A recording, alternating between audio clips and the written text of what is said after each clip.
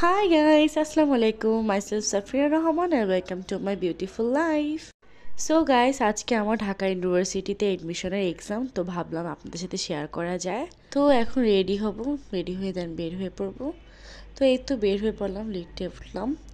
তো এখানে আমি আমার আম্মু যাচ্ছি, আমার আম্মু আমাকে নিয়ে যাচ্ছে।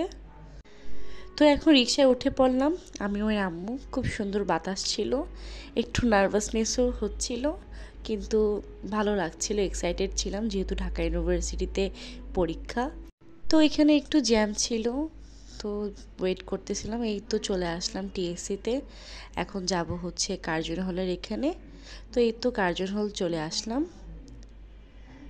প্রচুর জ্যাম ছিল এবং অনেক ভিড় ছিল যেহেতু সবার অ্যাডমিশনের এক্সাম। তো কার্জন হল থেকে বলল আপনার শহীদ মিনারের সাইডে সিট পড়েছে। তো আবার রিক্সা নিয়ে শহীদ মিনারের সাইডে চলে আসলাম। তো এখানে অনেক ক্রাউড ছিল, ঠিক 10টার দিকে গেট খুলবে, তো এখানে ওয়েট করছে সবাই। তো গাইস এক্সাম দিয়ে বাসে চলে আসলাম, বাকিটা কন্টিনিউ করা হয়নি। মনটা অনেক খারাপ যেহেতু কোয়েশ্চেন অনেক হার্ড আসছে।